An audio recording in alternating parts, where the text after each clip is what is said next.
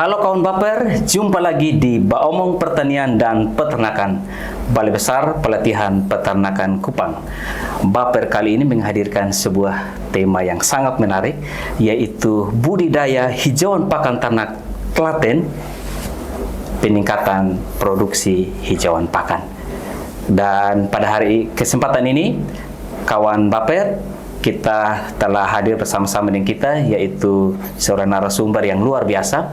Beliau adalah salah satu pegawai di Balai Besar Pelatihan Peternakan Kupang dan saat ini menjadi koordinator ya budidaya HPT yang ada di Balai Besar Pelatihan Peternakan Kupang. Dengan nama lengkap Bapak Honorius Ude, yang sehari-hari kami sapa dengan Pak Horis. Dan karena itu sekarang beliau ada di tengah-tengah kita, dan karena itu kita boleh menyapa Pak Horis. Halo Pak Horis, apa kabar? Selamat siang Pak Menis, kawan baper seluruh dimanapun berada. Semoga kita dalam keadaan suasana sehat. Ya, baik, terima kasih Pak Horis. Kelihatan Pak Horis punya banyak kesibukan, tapi hari ini kita ada dalam Baomong Pertanian dan Peternakan. Khususnya kalau bicara tentang hijauan pakan ternak, kita tahu bahwa ternak 70%, 60-70% membutuhkan pakan. Jadi pakan ini merupakan salah satu faktor sangat penting selain bibit, selain manajemen, dan sangat luar biasa Pak Horis menggeluti di budidaya hijauan pakan ternak. Ada istilah peternakannya HPT. Kalau dulu HMT, hijauan makanan ternak, sekarang HPT. Kalau makanan untuk manusia, pakan untuk ternak ya. Baik Pak Horis, sebelum kita sebenarnya kawan baper sangat penasaran untuk bagaimana budidayanya, dan lebih daripada itu karena biasanya musim panas, musim musim kemarau, pacekli itu biasanya pakan kan kurang. Nah, tapi sebelum kita masuk ke sana Pak Horis, kawan baper juga ingin tahu Pak Horis di Balai Besar ini sudah masuk dari tahun berapa, kemudian kira-kira sebelum masuk ke HPT atau mungkin sejak masuk dari sejak CPNS di HPT atau bagaimana Pak Horis? Baik, terima kasih. Saya berkarya di Balai Besar Pelatihan Peternakan Kupang yang dulunya masih dikatakan Balai Peternakan atau Balai Latihan Peternakan. BLPP, Balai Latihan Pegawai Pertanian, ya BLPP. Wah, berarti tahun berapa tuh Pak Horis? Kurang lebih saya ingat persis tanggal 7 September 2003 saya masuk di balai ini. 2003. Dan pada saat itu pimpinan kita masih Bapak Iko Manggede Subagia. Oh, siap. Nah, terus saya masuk pertama di sini sebagai petugas keamanan, kurang lebih 3,5 tahun, dan itu sudah langsung CPNS belum. Sudah PNS. Oh, masih honor. Oh, masih honor dulu. Terus ya, dari 3,5 tahun itu saya dipindahkan ke petugas pelayan tamu di Wisma Cendana. Oh, di Wisma. Nah, pada saat artinya itu petugas asrama ya. Asrama. Setelah itu saya pindahkan lagi ke asrama Melati dan Flamboyan. Iya.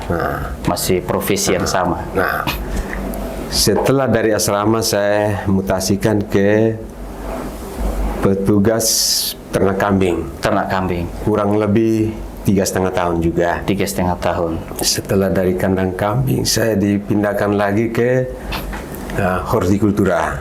Oh, tanaman hortikultura, sayur-sayuran. Waktu itu kita bergelut di tanaman pangan dan horti. Kurang lebih waktu itu saya kebetulan 2 periode. Pertama sekitar 2 tahun di hortikultura. Setelah itu saya pindahkan ke hijauan pakan ternak, dan sampai saat ini saya masih di hijauan pakan ternak. Ya. Berarti setiap hari Pak Horis membudidayakan hijauan pakan ternak. Jadi sebelum di sini ada sebagai petugas pengamanan, kemudian di asrama, di ternak kambing, kemudian sekarang di pakan. Nah, tentu kawan baper sekarang penasaran nih. Berarti Pak Horis sudah berkarya berapa lama di sini ya? Kalau dari 2003 hampir 20 kurang tahun. Lebih 21 tahun. Oh, 21 tahun. Wah, luar biasa ya. Kalau di HPT sudah berapa tahun nih?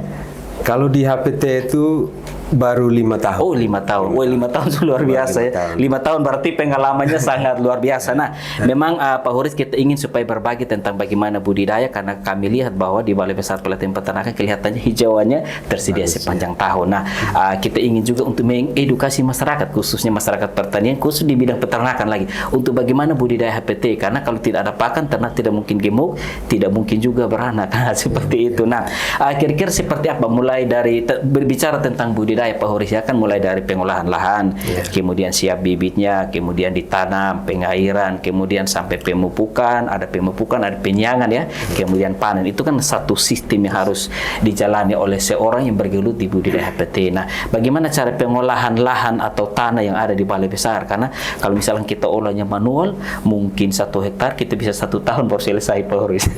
Contohnya begitu ya. Baik, terima kasih Pak Menis. Nah, sistem pengolahan yang kita geluti selama ini, memang kita sistem periodik. Sehingga kenapa kita pakai sistem periodik? Karena kalau kita sekaligus mengolah, berarti ketersediaan pakan akan berkurang atau terbatas. Nah, sehingga kita kebetulan lokasi kita ini ada 3 bagian. Dari 3 bagian itu dibagi blok-bloknya. Oh, bagi blok. Berarti sistem ada sehingga rotasi estafet begitu ya. Jadi saat panen pun dirotasi juga begitu. Sehingga pengolahan dilaksanakan apabila kita melihat kondisi tanah sudah padat. Akibat dari musim hujan dia akan terendam. Sehingga tanah itu menjadi padat. Yang kedua, kita melihat kondisi tanaman itu sendiri, rumput. Kalau pertumbuhannya tidak normal atau kerdil, berarti kita harus melakukan pengolahan. Berarti semuanya diolah, tidak perlu biar dikasih tumbuh lagi, tapi diolah ulang. Tapi kita apa 1 tahun, 2 tahun atau berapa tahun tuh? Perimajaan ya. Baik. Pengolahannya itu seperti yang saya bilang tadi, sistem periodik. Kita melihat kondisi tadi itu. Jadi per blok kita melaksanakan pengolahan, kita bajak, kita rotari, dan kita melakukan bentuk guludannya. Guludan. Untuk menjadi proses penanaman itu. Oke. Baik, jadi berarti olahnya pakai traktor, roda 4 ya, roda 4 di rotari. Rotari itu yang kasih hancur-hancur tanah, kemudian bahkan bisa sudah bentuk bedeng sendiri, bisa? Tidak? Atau harus manual lagi? Memang selama ini kebetulan kita belum mempunyai alat untuk pisau singkal untuk guludan itu. Tetapi selama ini kita menggunakan pisau bajak. Oh, pisau bajak. Yang piring itu. Sehingga kita bisa lakukan guludannya itu. Bisa. Selama ini kita menggunakan alat itu. Dan terjadi sampai sekarang kita memakai itu. Siap. Berarti pengolahan tanah dengan traktor ya. Kemudian bisa membuat guludan dengan alat yang ada. Ini luar biasa, karena kalau kita kerja manual kan butuh waktu yang cukup lama. Nah, bagaimana dengan penanaman bibitnya seperti apa, kemudian nanti sampai penyiangan seperti apa, supaya menghindari rumput itu jangan sampai dia tidak tumbuh dan lain sebagainya. Baik. Setelah kita melakukan pengolahan tadi, pembentukan guludan, kita mengairi dulu. Airi dulu. Terus kita memilih bibit. Bibit yang mana yang kita harus pilih? Tentu pertama kita melihat kondisi batang. Batang yang gemuk. Itu yang perlu kita lihat. Dalam melakukan proses penanaman juga kan ada syaratnya. Memang secara teorinya kita mengambil stek itu sekitaran 20 cm sampai 25. Tetapi kita melihat steknya. Kalau steknya panjang, tentu dia lebih panjang juga steknya. Sehingga kita ruasnya ruas. Sehingga kita selama ini menggunakan, kita melihat steknya itu 3 buku dan 2 ruas. 3 buku 2 ruas. Jadi buku pertama untuk proses tumbuhnya akar. Buku kedua dan ketiga itu proses pertumbuhan tunasnya. Iya. Itu yang kita lakukan selama ini. Ya. Nah, setelah ditanam, tadi kan sebelum ditanam, stek dipilih, ditanam kan diairi ya. Apakah itu nanti setiap hari diairi atau bagaimana? Karena ketersediaan kita kadang-kadang di wilayah NTT yang ketersediaannya sangat terbatas. Apakah setiap hari harus disiram, apa direndam, atau mungkin kita juga lihat kan kadang-kadang ada peternak-petani yang pakai selang begitu, semprotkan manual ya. Tapi kalau di balai seperti apa? Sehingga maksudnya ini bisa mempermudah. Tapi kalau sistem pengairan itu yang sering kita laksanakan di balai ini kurang lebih 2 minggu sekali. 2 minggu 2 sekali. minggu sekali, karena Jadi 2 minggu sekali baru siram. baru siram. Oh, jadi tidak tiap hari? Tidak tiap atau hari. tidak tiap 3 hari atau 1 minggu? 2 minggu sekali. Nah, ini tipsnya seperti apa? Karena Jangan sampai rumput mati, Pak Hori. karena rumput ini dia sifatnya kering basah. Oh, kering Dia basah. tidak selalu basah seperti tidak tanaman boleh. pangan atau padi. Kayak padi kan Tidak. harus selalu basah. Dia sifatnya kering basah seperti jagung. Oh, Karena kalau dia terlalu basah, dia akan pertumbuhan, daunnya akan menguning, dan batangnya kecil-kecil. Nah, itu yang ciri yang kalau dia posisi kelebihan air. Jadi dia sifatnya kering basah itu kalau rumput.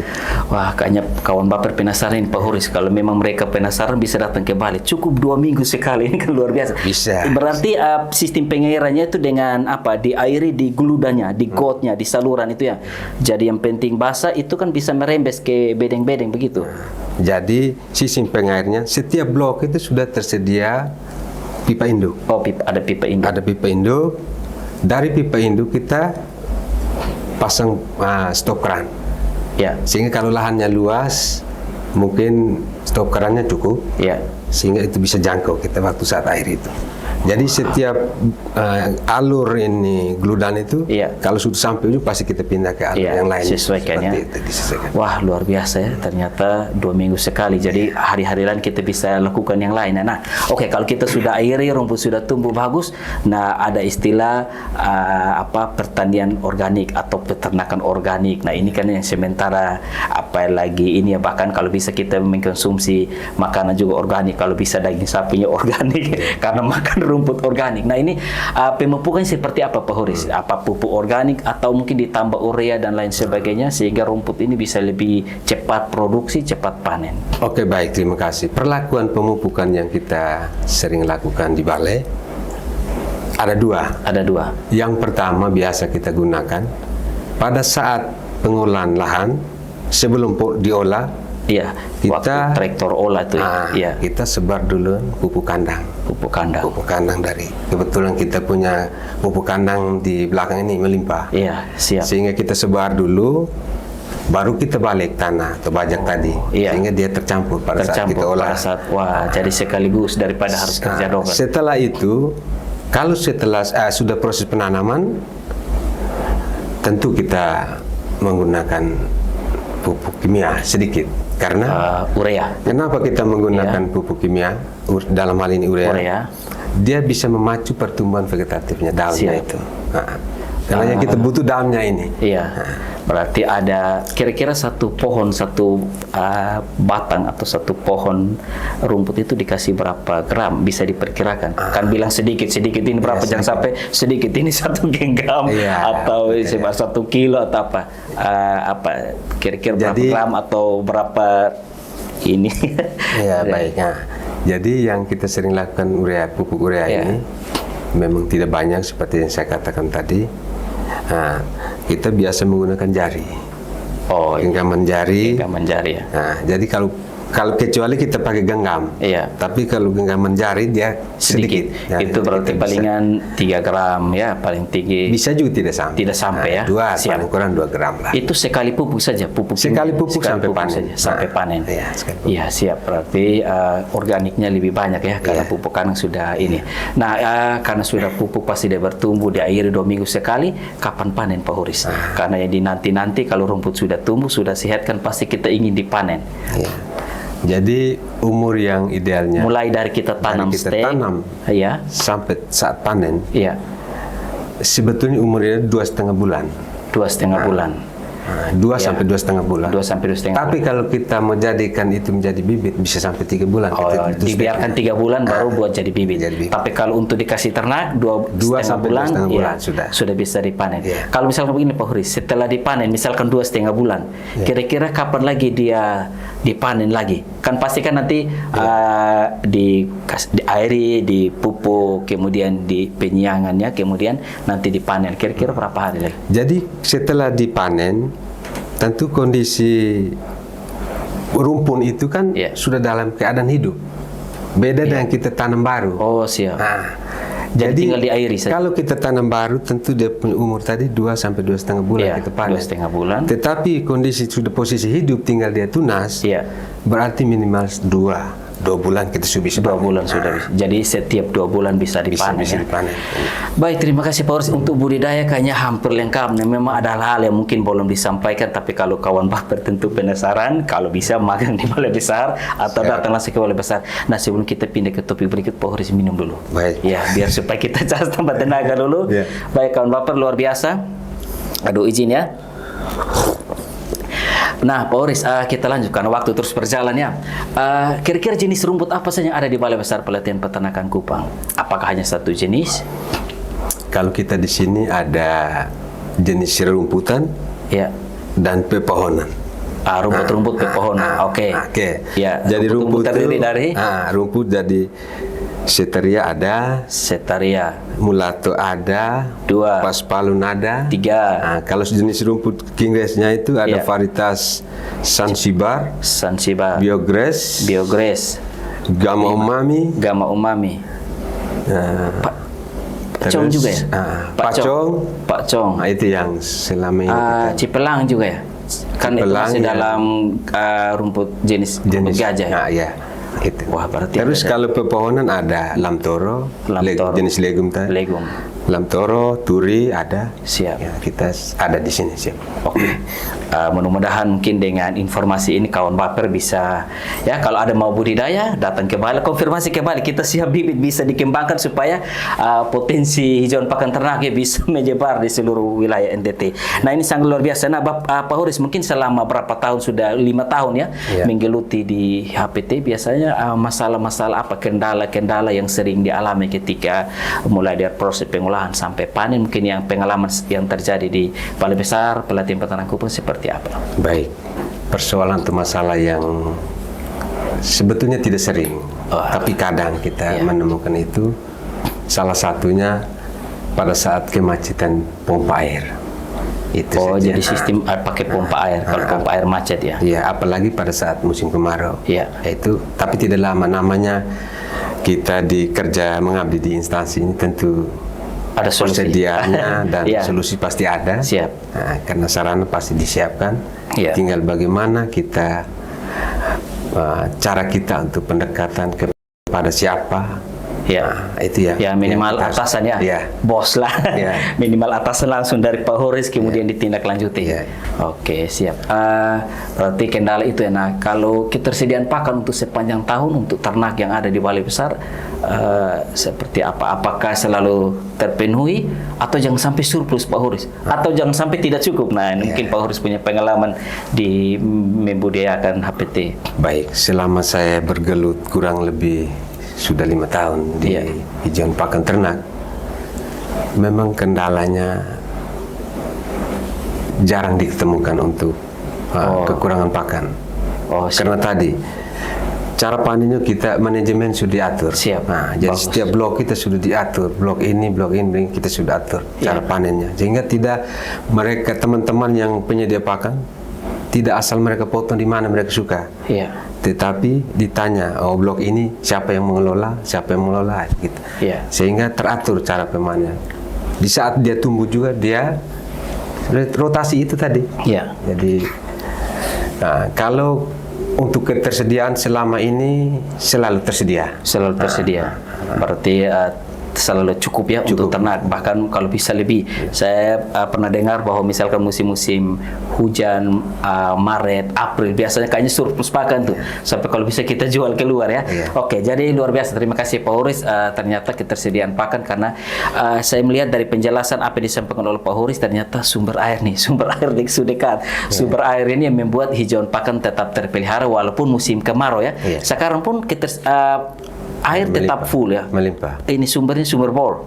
Ada sumber bor. Kita punya bendungan besar sehingga embung besar juga siap. Oke, berarti karena sumber air selalu ada, maka rumput juga selalu hijau, selalu tersedia. Lebih daripada itu tadi kan pentingnya manajemen rotasi ya, supaya tidak terjadi penumpukan. Berarti tanamnya harus bergilir. Minggu ini di satu blok, minggu berikut 2 bulan berikut mungkinkah, atau 1 bulan 3 minggu pindah di satu blok supaya rotasinya tetap jalan. Baik, Pak Horis, mungkin dari apa yang kita sharing bersama, kira-kira apa menjadi closing statement atau semacam pesan supaya ini menginspirasi para peternak kita dalam hal ini membudidayakan HPT. Jadi kayak tips-tips jitulah begitu yang Pak Horis bisa sampaikan, kuncinya di mana supaya hijauan ini selain air ya, karena memang kalau airnya juga banyak tapi tidak dikelola dengan baik, bisa saja air terbuang atau bisa saja rumput mati, karena tadi kayak Pak Horis bilang kelebihan air maka bukan rumput tumbuh tapi rumput bisa mati. Baik, bagi kawan baper dimanapun berada, solusinya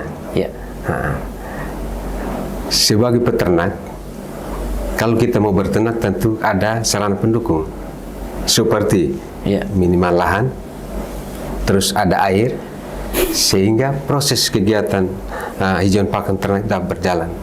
Kenapa berjalan dengan baik? Sehingga apa yang kita pelihara, dalam hal ini ternak, dia juga menjadi ternak yang sehat dan bermutu di dunia pasar. Itu yang pertama. Dan bagi kawan-kawan bapak dimanapun berada, kalau memang membutuhkan jenis-jenis rumput atau untuk diperbanyak di daerah Bapak Ibu sekalian, kita di balai siap untuk membantu. Datang saja ke balai, kami siap untuk melayani. Mungkin itu. Baik, terima kasih Pak Horis, luar biasa ya. Bibit ready ya, bibit siap, datang ke balai belajar, atau kalau tidak fasilitasi kita ke sana biar kita langsung tanam dan kita bisa langsung praktik. Baik, terima kasih Pak Horis. Sekali lagi sangat luar biasa berbicara tentang budidaya HPT, karena memang hijauan pakan ternak khususnya jenis rumput unggul ya, itu sangat membantu ternak untuk bisa mengalami pertumbuhan yang signifikan. Karena itu demikianlah kawan baper bincang-bincang kita, sharing kita bersama Pak Horis sebagai narasumber kali ini. Tentu kita harapkan supaya materi ini bisa bermanfaat bagi kawan baper di mana saja berada. Dan kami juga ingin sampaikan bahwa kawan baper jangan lupa like, komen, dan subscribe di media Kupang ya, di BPP Kupang Media ya. Dan kami juga ingin supaya kawan baper terus mengikuti Baper Podcast, Balai Besar Pelatihan Peternakan Kupang, dengan tema-tema yang sangat menarik, karena tidak saja hanya untuk kesempatan ini, tadi sempat disinggung nanti kita bagaimana tim penyedia pakan ya, bagaimana mereka selain budidaya kemudian sangat juga dipengaruhi oleh yang melakukan pemanenan kemudian dan selanjutnya, sehingga pada akhirnya ini bisa berdampak pada sebuah peternakan yang lebih maju dan menghasilkan produktivitas yang lebih tinggi. Dan demikianlah Baper Podcast pada kesempatan ini, dan kiranya kita sampai jumpa di kesempatan yang lain. Sekian dan terima kasih.